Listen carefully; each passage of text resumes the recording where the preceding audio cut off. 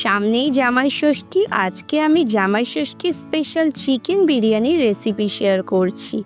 এইভাবে চিকেন বিরিয়ানি বানানোটা তো খুবই সহজ আর খেতেও হয় দুর্দান্ত। আমি সাধারণত বাড়িতে যখন বানাই তখন এইভাবেই চিকেন বিরিয়ানি বানাই, আর আমার সিক্রেট রেসিপিটা আজকে আপনাদের সাথে শেয়ার করছি। তো হ্যালো বন্ধুরা, আমি শুভ্রা রান্নাঘরে বুড়িভোজ চ্যানেলে আপনাদের স্বাগত জানাই। চলুন তবে রেসিপিটা দেখে নেওয়া যাক।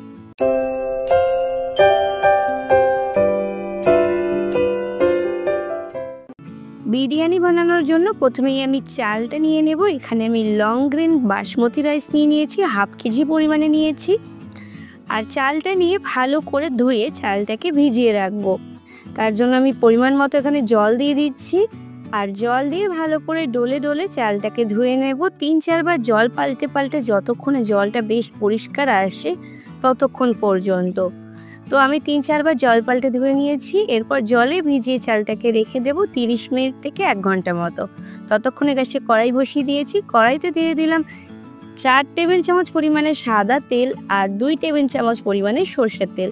আমি 2 রকম তেল মিশিয়ে বানাচ্ছি, আপনারা যে কোনো এক রকম তেলেও বানাতে পারেন। তেল গরম হয়ে গেলে এখানে ঝিরিঝিরি করে কাটা পেঁয়াজ দিয়ে দিচ্ছি।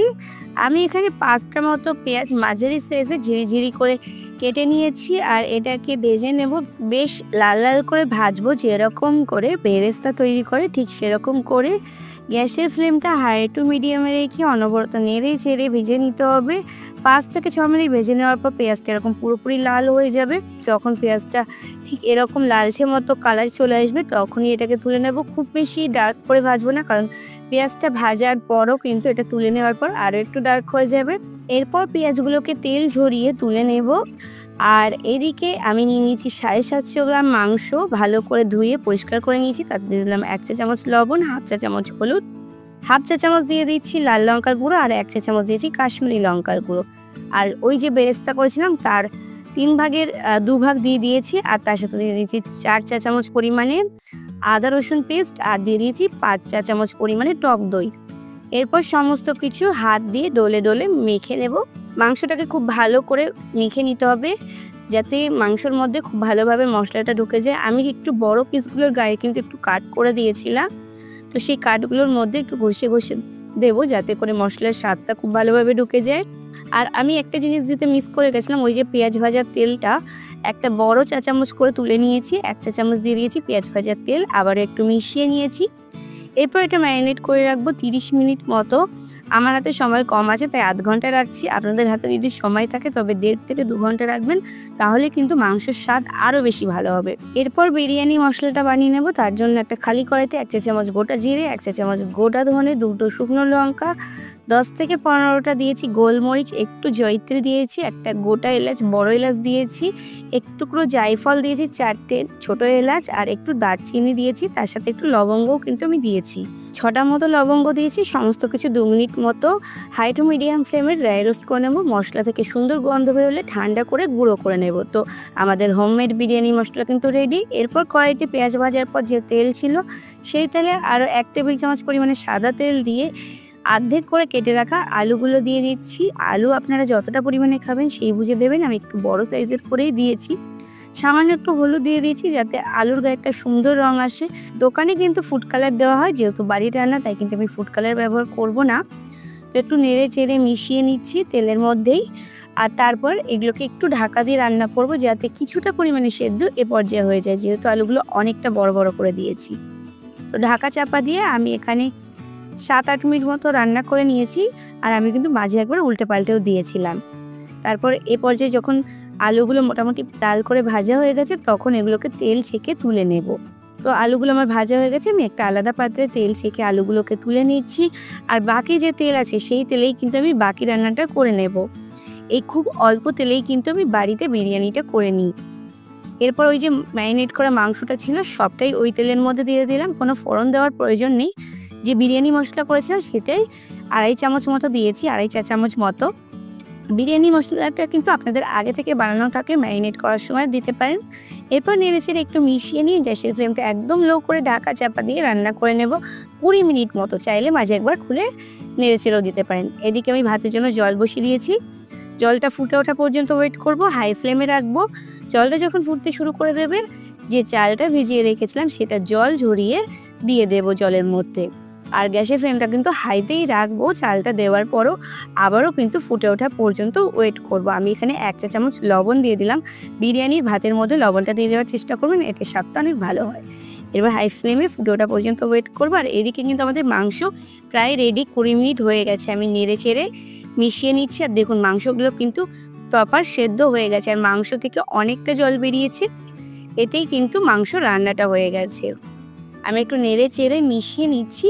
আর যে আলুগুলো ভেজে রেখেছিলাম সেগুলো ঝোলের মধ্যে দিয়ে দিচ্ছি। যেহেতু আমার মাংসটা সেদ্ধ হয়ে গেছে আর আলুগুলো সেদ্ধ হয়নি, তার জন্য আমি মাংসগুলো একটা আলাদা পাত্রে তুলে নিচ্ছি, কারণ আলুগুলো তো আমি এই গ্রেভিতেই সেদ্ধ করে নেব। এতে আলুগুলোও খুব ভালো স্বাদ হবে, ভেতর অবধি ফ্লেভার ঢুকবে। তো একটু নেড়ে চেড়ে মিশিয়ে নিয়ে এই গ্রেভির মধ্যেই ঢাকা চাপা দিয়ে আলুগুলোকে সেদ্ধ করে নেব। 8 থেকে 10 মিনিট মতো সময় লাগবে, আলুর উপর নির্ভর করছে। আর এদিকে কিন্তু আমাদের ভাতটা তৈরি হয়ে গেছে 80% মতো, পুরোপুরি হয়নি। 80%ই রান্না করতে হবে। ভাতটা এরকম ঝরঝরে থাকবে, একটু শক্ত থাকবে, তখনই জল ঝরিয়ে ভাতটাকে আলাদা করে নেব বা ভাতের ফ্যানটা গেলে নেব। এদিকে আমাদের আলুটা দেখুন অনেকটা শুকিয়ে গেছে, 5-6 মিনিট হয়েছে। গ্রেভিটা শুকিয়ে গেছিলো বলে 1/2 কাপ পরিমাণে উষ্ণ গরম জল দিয়ে আবার একটু নেড়ে চেড়ে দিচ্ছি। আমার আলুগুলো একটু শক্ত ছিল, অনেকটা বড় সাইজে দিয়েছি, তাই একটু সময় বেশি লেগেছে। আবারও ঢাকা চাপা দিয়ে 5-6 মিনিট মতো করে নিয়েছি সেদ্ধ। আর এই পর্যায়ে কিন্তু আমার আলুগুলো প্রপার সেদ্ধ হয়ে গেছে। আর এই আলুটার মধ্যেই রান্নাটা হয়ে গেছে। আমি ওই চিকেনগুলো দিয়ে দিলাম, দিয়ে একটু নেড়ে চেড়ে মিশিয়ে নিয়ে এটাকে গ্যাসের ফ্লেম অফ করে রেখে দেবো। এইদিকে আমি 1/2 কাপ মতো দুধ নিয়ে নিয়েছি, তার মধ্যে 10-12টা কেশর দিয়ে ভিজিয়ে রাখলাম। তবে যাদের কাছে কেশরটা না থাকবে তারা এই স্টেপটা স্কিপ করে যাবেন। আর আমি ভাতটা দেখিয়ে দিচ্ছি, ভাতটা কতটা ঝরঝরে হয়েছে দেখুন, একদম প্রপার ভাতটা তৈরি হয়ে গেছে। আমি ওই হাঁড়িটা থেকে ভাতটা নামিয়ে নিয়েছি। প্রথমেই হাঁড়ির তলায় মাংসের অর্ধেকটার বেশি গ্রেভিটা এখানে দিয়ে দিচ্ছি, তারপর দিয়ে দিচ্ছি কিছুটা সাদা ভাত। আমি কিন্তু মাংসের যে প্রপার গ্রেভিটা ছিল তার মোটামুটি 70% গ্রেভি দিয়ে দিয়েছি, বা 3 ভাগে 2 ভাগ গ্রেভি দিয়ে দিয়েছি। কিছুটা ভাত দিয়ে আলু দিয়ে দিলাম, আলুগুলো দিয়ে তার উপরে আবারও ভাত দিয়ে দিচ্ছি, দিয়ে তারপর মাংসগুলো দিয়ে দিচ্ছি। আর তারপর আমি একটুখানি ভাত দিয়ে এর উপরে একটু গ্রেভি দিয়ে দিচ্ছি, আর দিয়ে দিচ্ছি বেরেস্তা। যে বেরেস্তাটা রেখেছিলাম 1 চা চামচ পরিমাণে বিরিয়ানি মশলা দিচ্ছি, তারপর আবারও কিছুটা ভাত দিয়ে দিচ্ছি, দিয়ে পুরো মাংসটাকে ঢেকে দিচ্ছি, দিয়ে একদম শেষে দিয়ে দিচ্ছি কিছুটা বেরেস্তা বেশি করে, বিরিয়ানি মশলা দিচ্ছি, আর ওই কেশর দুধটা দিচ্ছি। বিশেষ করুন আমার ঘরে সবসময় কেশর থাকে না, আমি কেশর ছাড়াও বিরিয়ানিটা বানাই, তাই যাদের কাছে না থাকবে তারা অ্যাভয়েড করে যাবেন।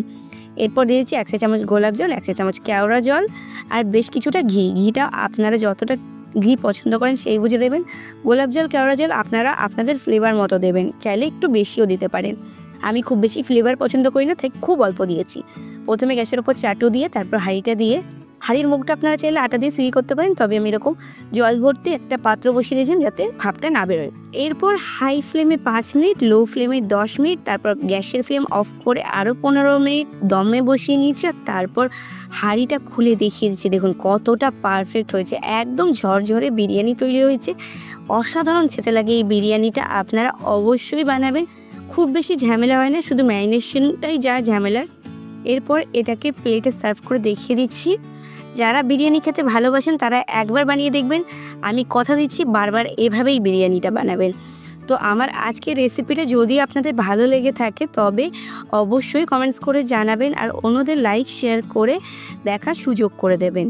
এরকম আরও ভালো ভালো রেসিপির জন্য যদি ভিডিওটা ফেসবুক পেজ থেকে দেখে থাকেন তবে পেজটাকে ফলো করে দেবেন, আর যদি ইউটিউব থেকে দেখে থাকেন তবে চ্যানেলটাকে সাবস্ক্রাইব করে পাশে থাকা বেল আইকনে ক্লিক করে দেবেন।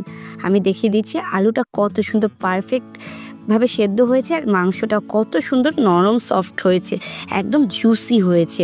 তাহলে বন্ধুরা আজকে এই পর্যন্তই, আবার আসবো অন্য কোনো দিন অন্য কোনো রেসিপি নিয়ে। ততক্ষণ ভালো থাকবেন, সুস্থ থাকবেন।